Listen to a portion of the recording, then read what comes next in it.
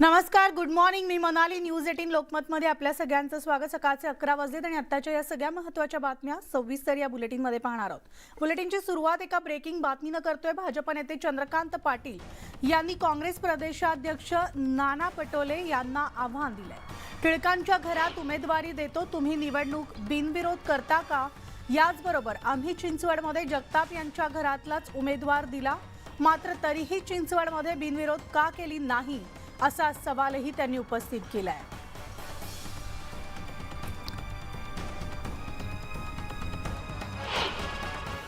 आम्ही जर निर्णय टिळकांच्या घरात करणार असलो, 48 तासात ना, तुम्ही बिनविरोध देणार आहात का? आणि तिकडे तर जगतापांच्या घरात केला, तिथलं बिनविरोध आज घोषित करून टाका.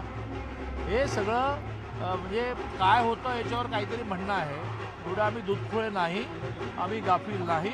आम्ही निवडणुकीची तयारी सुरू केलेली आहे. नाना पटोलेंनी एकदा त्यांच्या पार्टीतच एकमत होत नाही, बाकीच्या पक्षांशी बोलून सांगावं की तुम्ही उद्या टिळकांच्या घरामध्ये भरा, आम्ही बिनविरोध देतो, आम्ही करतो. चला. चिंचवड आणि कसब्यामध्ये जर महाविकास आघाडीचे उमेदवार नसेल आणि त्यांनी जर म्हटलं की टिळकांना उमेदवारी द्या, तर निश्चितपणे दादांनी सांगितलं आहे की आमचं नेतृत्व तसा विचार करेल. तर निश्चितपणे दादाची जी भूमिका आहे त्याची पक्षाला मान्यता आहे आणि महाविकास आघाडीने जर आजच कळवलं तर उद्या दिवस बाकी आहे, निश्चितपणे आपल्याला तसा निर्णय घेता येईल. तर या संपूर्ण प्रकरणी नेमकं नाना पटोले काय बोलले होते ते सुद्धा आपण ऐकूयात. राज्याचे मुख्यमंत्री एकनाथ शिंदेजींचा फोनही आला होता की आपल्याकडे राज्यात परंपरा आहे की आपण ही निवडणूक बिनविरोध करावी, त्या परिवाराला आपण उमेदवारी देतो. तर मी त्यांना म्हणालो की ठीक आहे, आपण बसू, याच्यावरची चर्चा करू. पण काल भाजपची उमेदवारी जाहीर झाली. ती टिळक परिवारामध्ये ती उमेदवारी मिळाली नाही, ती दुसऱ्याला मिळाली. म्हणजे आता तो जो प्रस्ताव मुख्यमंत्री महोदयांनी एकनाथ शिंदेजींनी माझ्याकडे दिलेला होता, त्या प्रस्तावाचा आता अर्थ राहिलेला नाही असं मला वाटतं आहे. तर पुणे जिल्ह्यातील कसबा मतदारसंघात विधानसभेची पोटनिवडणूक ही महाविकास आघाडीचे सर्व घटक पक्ष एकत्रित लढणार असून कसबा मतदारसंघाची जागा काँग्रेस पक्ष लढवणार असल्याचा निर्णय झालेला आहे. तर इथं रवींद्र हेमराज धंगेकर यांना उमेदवारी जाहीर करण्यात आलेली आहे. नाना पटोले यांनी ट्विट करत ही उमेदवारी जाहीर केली आहे.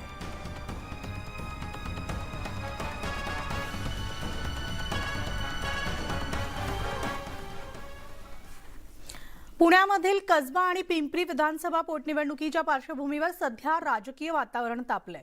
अशातच भाजपनं टिळक कुटुंबियांना तिकीट न देता अमोल रासनेंना उमेदवारी दिल्यामुळे पुण्यात भाजपनं ब्राह्मणांना डावलल्याचे बॅनर झळकले. तर हिंदू महासंघाचे नेते आनंद दवे यांनी जाहीरपणे या संदर्भात वक्तव्य करून त्याचा किती फटका बसेल हे येत्या 2-3 तारखेला कळेल असा गर्भेत इशाराच दिला. आणि या पार्श्वभूमीवर भाजपकडून ब्राह्मण समाजाची नाराजी दूर करू असं स्पष्टीकरण प्रदेशाध्यक्ष चंद्रशेखर बावनकुळे यांनी दिलं. कोणी कोणाला डावलत नाही पक्षामध्ये आणि भारतीय जनता पक्ष कायम हा आज कुठलाही समाज असो, ब्राह्मण समाजाने तर पक्षाकरता आपलं आयुष्यच दिलं आहे. आम्ही नंतर मग सर्व ओबीसी, मराठा सर्व समाज म्हणून काम करतो आहे. तर कुण्या जातीवर, कुण्या समाजावर भाजप अन्याय करतं असं नाही आहे. जेव्हा जेव्हा योग्य वेळ आली तेव्हा तेव्हा पक्षाने समाजाला न्याय दिला, कारण समाजाने भरपूर काही पक्षाला दिला आहे. आणि त्यामुळे मला वाटतं की असा काही कोणी गैरसमज करू नये. ब्राह्मण समाजाची नाराजी दूर कशी करणार आहे सगळ्याच्या? ब्राह्मण समाज नाराज नाही, हे परसेप्शन क्रिएट केलं जाते, वस्तुस्थिती तशी नाही.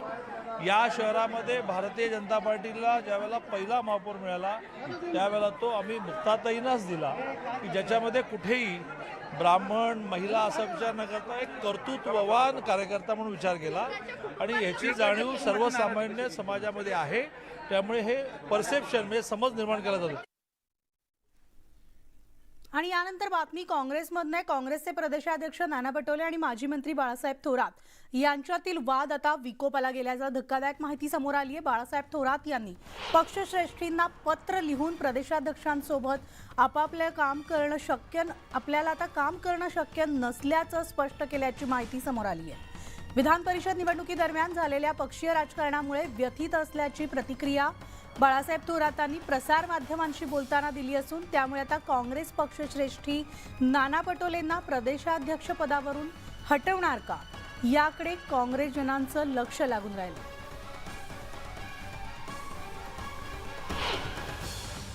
जे राजकारण झालं ते व्यथित करणार आहे, मला व्यथित करणार आहे ही वस्तुस्थिती आहे. आणि त्या बाबतीत मी माझ्या भावना या काँग्रेसच्या पक्षश्रेष्ठींना कळवल्या आहेत.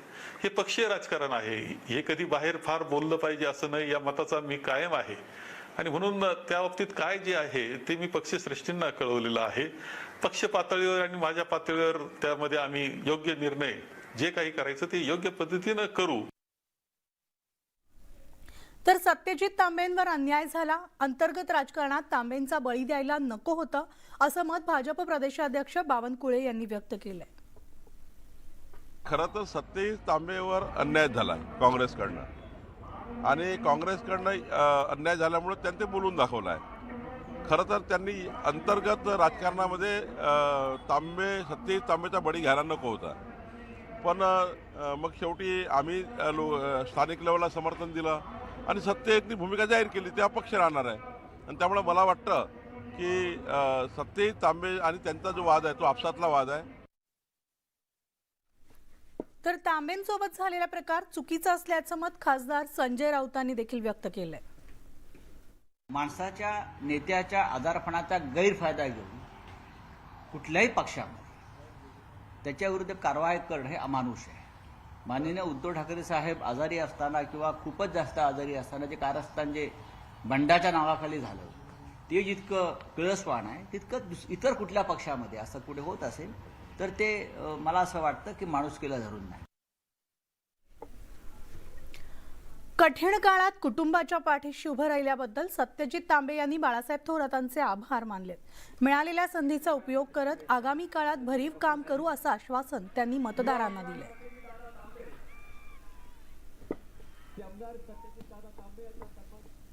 धनंजयकरांचे आभार कसे व्यक्त करायचे त्याला शब्द नाही. आणि निश्चितच आपल्याला एक ग्वाही देतो की येणाऱ्या काळामध्ये मी आपल्या सगळ्यांसाठी एक चांगलं भरीवाचं काम माझ्या या मिळालेल्या पदाच्या माध्यमातून करेल. तर आदित्य ठाकरेंच्या शिवसंवाद यात्रेचा 7वा टप्पा आजपासून सुरू होते. विविध मतदारसंघातील शेतकरी नागरिकांशी संवाद साधण्याचा हा दौरा आहे अशी माहिती आदित्य ठाकरे यांनी दिली आहे. वर्णित येत आहेत तर समोर लढण्याची तयारी करा असं आव्हानही त्यांनी बाळासाहेबांची शिवसेना पक्षाला दिलं आहे.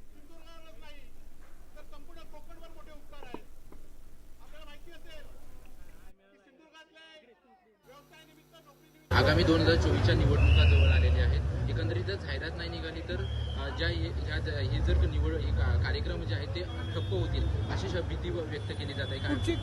75,000 नोकरींची जाहिरात नाही, हे जरा माहिती घेऊन आम्ही बोलू. त्यासोबत मोहन भागवत म्हणतायत पण एक बघा, तुम्ही महाराष्ट्र शासनाच्या जाहिराती किती निघाल्यात आणि त्याच्यातून जेवढ्या घोषणा झाल्यात त्याच्यातून अर्ध्या तरी घोषणा पूर्ण झाल्यात का महाराष्ट्र सरकारच्या, हा विचार करण्याचा गरज आहे. मोहन भागवत म्हणतात की धर्माची निर्मिती ही पंडितांनी केली आहे, देवांनी केली नाही. त्याचा अर्थ काय घ्यायचा? कारण मी त्यांच्यावर कधी बोलत नाही, अजून मी ते वाचलं नाही माझ्या सरकारच्या साथ में जब आपने चैलेंज किया कि हिम्मत है तो वही लड़के दिखाएं, उस पर डाइवर्ट किया जा रहा है. आपको दूसरी विधानसभाओं के बारे में बोला जा रहा है, आप यहाँ से आके नहीं. 40 लोगों ने जहाँ से भी इस्तीफा दो, चलो पूरे महाराष्ट्र में चुनाव लीजिए, लेकिन एक ही बात है कि अगर इतने ही कहना था कि लड़ने की तैयारी नहीं है या हिम्मत नहीं है तो साफ तौर पे बता देते. पूरे सोशल मीडिया को भाजपा को एक्टिवेट करने की क्या जरूरत थी? अकेले आप जाहिरात निघालेली नाही. आगामी तर आदित्य ठाकरेंच्या शिवसंवाद यात्रेला आजपासून सुरुवात होत आहे आणि दरम्यान त्यांनी विविध विषयांवर भाष्य देखील केलेलं आहे. विविध मतदारसंघातील शेतकरी नागरिकांशी संवाद साधण्याचा हा दौरा असल्याची माहिती आदित्य ठाकरे यांनी दिलेली आहे.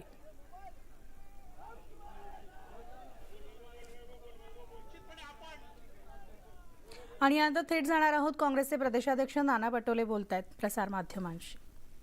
यार दुसऱ्याकडून घेऊ.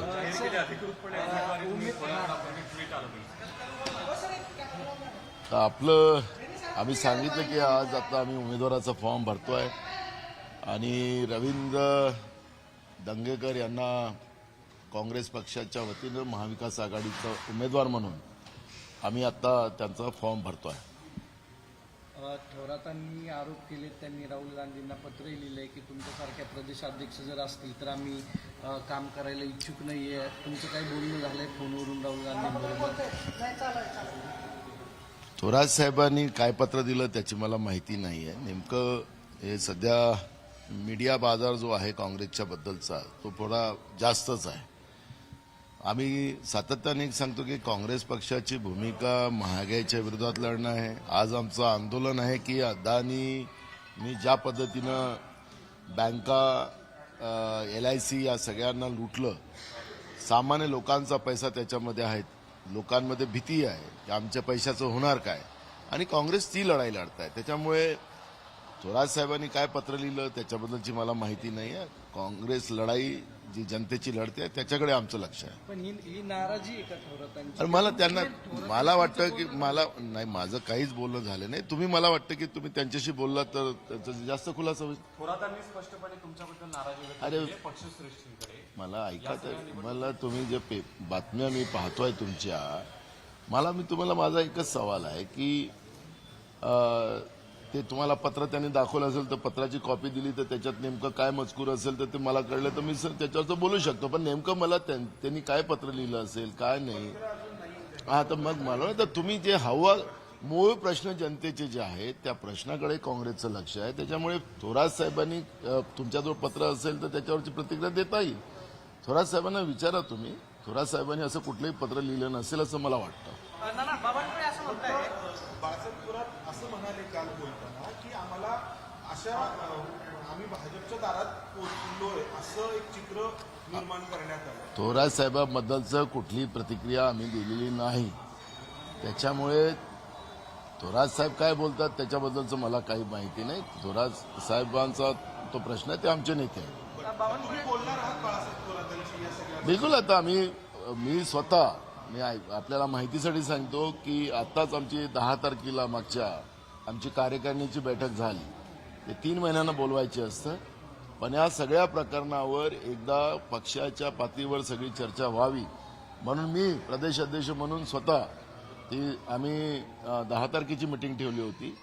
पण ती सगळे लग्न आणि हे सगळं असल्यामुळे नेत्यांना गैरसोय होत होती, म्हणून ती 10च्या जागी 13 तारखेला आम्ही प्रदेश कार्यकारिणीची बैठक लावलेली आहे.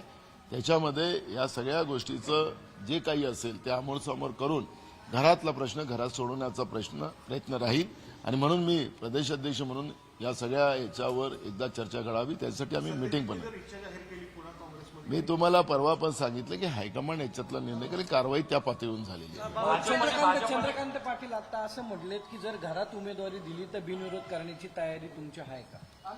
बघा मला ऐका काय, आमचं त्यांच्याशी काही बोलणंच झालं नाही. मी काल एकनाथ शिंदेचा विषय मांडला. त्यांनी आता काय करावं तो त्यांचा प्रश्न आहे, त्यांच्या पक्षाचा प्रश्न आहे. मला आठवतं की रजनीताई पाटील, आमच्या प्रज्ञाताई सातव या 2 प्रकरणामध्ये मी स्वतः देवेंद्र फडणवीसच्या घरी गेलो आणि त्यांना विनंती केली. सांगायचं तात्पर्य असं की मला काल परवाच्या दिवशीच एकनाथ शिंदे साहेबांचा फोन आलेला होता. हे मीडियाच्या माध्यमातून भाजपला बोलायचं असेल तर तो काही विषय होत नाही ना, ही काही परंपरा नाही आहे. त्यांना संस्कृती माहिती नसेल. आम्ही त्यांच्या घरी गेलो होतो, आपण दाखवलं असेल माध्यमामध्ये. आज ते तर आपण पाहिलं नाना पटोले यांनी विविध मुद्द्यांवर भाष्य केलेलं आहे. मात्र सध्या चर्चेत असलेल्या बाळासाहेब थोरात यांच्या नाराजीवर मात्र त्यांनी कोणतंही भाष्य केलं नाही. पत्राबद्दल मला माहिती नाही अशी प्रतिक्रिया सुद्धा त्यांनी दिलेली आहे. पत्राची पाहणी करण्यासाठी पडळकर आले होते. आमचे वरिष्ठ नेते माननीय देवेंद्रजी फडणवीस साहेब आणि राज्याचे CM एकनाथ शिंदे साहेब यांनी विरोधकांना आवाहन केलेलं आहे की ह्या दोन्ही निवडणुका बिनविरोध करा. आता शेवटी विरोधकांचा काय निर्णय आहे अजून आम्हाला माहीत नाही, परंतु या जर निवडणुका बिनविरोध झाल्या तर खूप चांगला संदेश जाईल. जर निवडणुका बिनविरोध झाल्या नाहीत तर भारतीय जनता पार्टी पूर्ण ताकदीनं या दोन्ही निवडणुका लढेल आणि दोन्ही निवडणुका जिंकेल. जितेंद्र आव्हाड हे वारंवार छत्रपती शिवाजी महाराज, छत्रपती संभाजी महाराज आणि हिंदू देवदेवता यांच्याविषयी आक्षेपार्ह विधानं करतायत. कदाचित शरद पवार हे जितेंद्र आव्हाडांच्या तोंडून हे सगळं बोलत असतील असं मला वाटतंय. जितेंद्र आव्हाडांना कदाचित हे माहीत नाही, छत्रपती शिवाजी महाराज नसते तर हा जितुद्दीन झाला असता, छत्रपती शिवाजी महाराज नसते तर अजितचा अझरुद्दीन झाला असता, शरदचा शमशुद्दीन झाला असता, रोहितचा रज्जाक झाला असता. हे जर छत्रपती शिवाजी महाराज नसते तर. परंतु मताच्या राजकारणासाठी घाणेरडं स्टेटमेंट करणं, घाणेरडं राजकारण करणं ही पवारांची गेल्या 50 वर्षातली कूटनीती आहे. आणि या बातमीच्या बुलेटिनमध्ये एक छोटासा ब्रेक घेऊन लगेचच परतणार आहोत. इतरही बातम्या पाहणार आहोत, तेव्हा पाहत राहा न्यूज 18 लोकमत.